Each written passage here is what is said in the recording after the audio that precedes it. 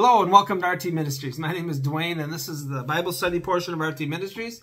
And we're going to kick up with God's sovereignty. Again, I got quite a few verses to go over God's sovereignty. There's a whole lot in the Bible, but I'm not going to catch them all. But I think for the modern Christians in 2023 that we need to revamp a little bit of God's sovereignty. Everybody agrees with me that in the sermon, when I tell them that, I tell them that God's in control. Oh yeah, God's in control, but people really don't realize how much He's in control. But listen to me, Christian. If you understand the sovereignty of God, this will change your whole Christian life.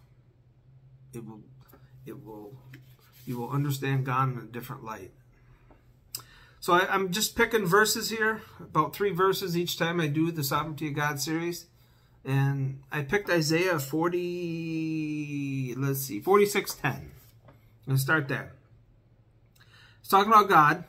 I'm going to start with the end of 9. He says, I am God and there is none like me. That's for sure. Who's like God? There is none like Him out there. 10. Declaring the end from the beginning. Isaiah 46:10. Why is there no one like God? 10. Declaring the end from the beginning. Look at God has declared the beginning and the end from the beginning. He's declared everything. Meaning His will is going forth. There's nothing outside of His will that's ever happened. God wills it all. I don't like the term allow. God allowed this, God allowed that. It's not necessarily wrong, but listen, God wills everything. God is not the inventor of evil. I want people to understand that when evil is done, God uses it according to His will. And we can't understand everything about how God's will works. It's too far above our heads. But God declares, listen, God declares His will from the beginning to the end from the beginning. There's nothing, not 1 millisecond that's ever been out of God's will so far. You got to understand how much God is in control. From the tiniest bug to the birds flying in the air. Listen, who feeds the bugs? God does. Who feeds the birds and the animals and the people? And who keeps the earth spinning and the stars where they should be, the sun where they should be, the earth where... God does all of that. And He's moving people, right? Last time we did this video, it says man plans, meaning we think we're doing what we want to do, but God moves His feet. Listen, everybody ever lived has been under the will of God and doing according to His will. Yes, man sins. Yes, man murders, rapes, all this garbage. And it's hard to understand the will because even God's will is going forth and all that. He does not will. Like I said, how God uses evil and uses it according to His will is a little bit above our total knowledge. We can't understand everything about God. But the Bible says it's in His will. And it says here, He declares the beginning from the end. You got to understand, no matter how good or bad things are, God is declaring it or God is in control of it. It's up to Him. And from the ancient times, things not yet done, saying, my counsel shall stand, and I will accomplish my purpose. So from ancient times to now, His counsel stands. Meaning God does what He wants. Who tells God what to do? Nobody. His counsel stands from ancient times till now. From Babylon of old till Babylon of new, His counsel stands. It's always been part of God's will. God doesn't spin the world and let it go and wonder what's going to happen next. You know, since the pandemic and all that other stuff, the world has changed. And everything's going according to God's will. Spiritually, the world has changed. And if you can't see that, your head's in the sand. And then He said, I will accomplish my purpose. God has a purpose in everything. Everything done under the sun. The next one is Daniel. I went to Daniel 4:35. Here it says, Daniel 4:35, of God, all the inhabitants of the earth are counted as nothing. Meaning, you can't change, no matter what man comes up with, he can't derail the will of God. He can't do anything against God. All the inhabitants of the earth are counted as nothing. And he does according to his will among the hosts of heaven and among the inhabitants of the earth. Right? And here it says, no one can stay his hand, meaning, or say to him, what have you done? Listen, God, everything God does, nobody can go up to him and stop him and say, look, why are you doing this? What have you done? God says, among all the inhabitants of the earth, and none can stay his hand, meaning none can sway him, move him, make him do something different, or say to him, what have you done? You know, the term God is Almighty One, right? There can't be more than one. And God has never been told what to do. Nor can you go up to God and say, don't do that, do this. Nobody can do that. Nobody's ever done that. God's doing everything according to what he sovereignly plans. You know, when I chose Romans 2, the next one is Romans 9:19. And why did you choose Romans? You know, Romans 9:19. I chose Romans because some people, when they start understanding the sovereignty of God, they get a little squeamish. They say, well, is he really in control? Well, if he's in that much of a control. Romans 9:19 through 21. He will say to me then, why does he still find fault? For who can resist his will?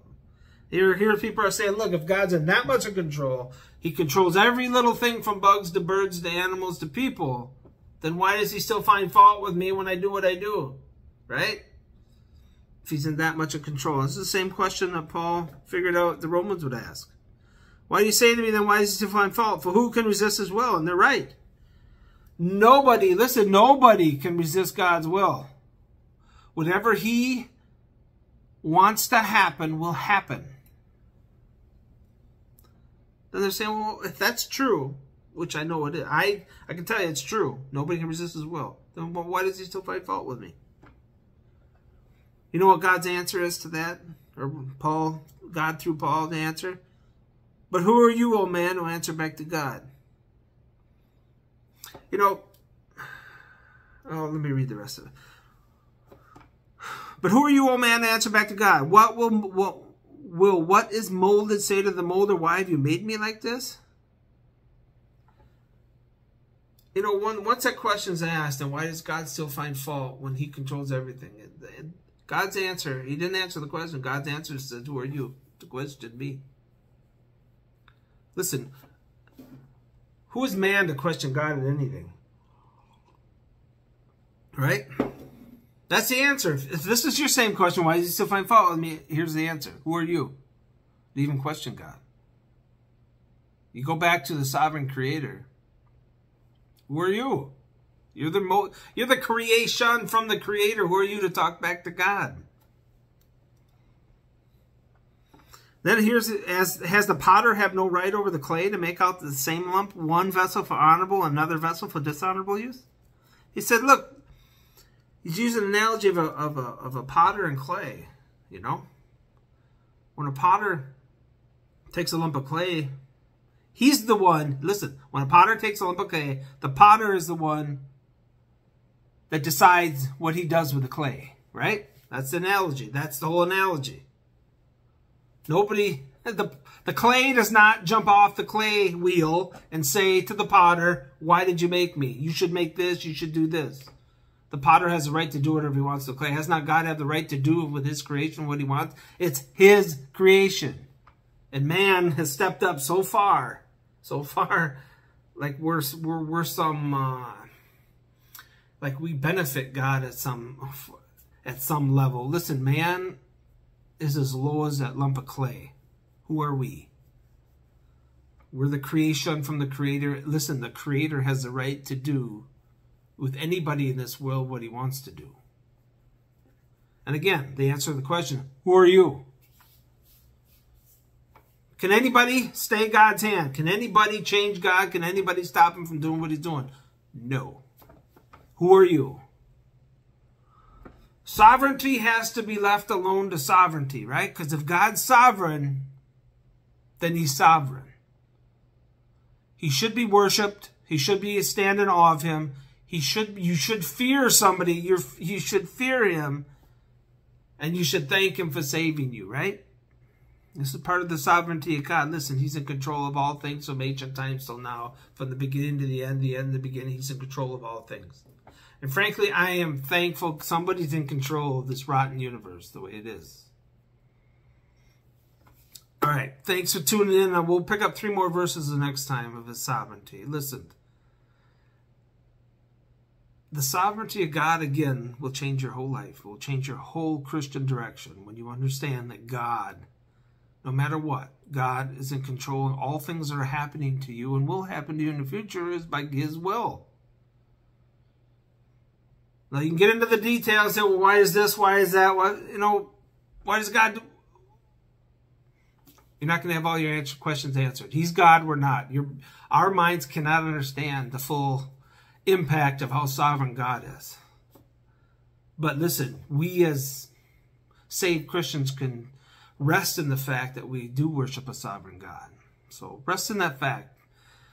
Again, I hope you dwell on this, and I hope this will change your whole life. Understand, people, how sovereign God is. Thanks for tuning in. I'll see you next time. Bye.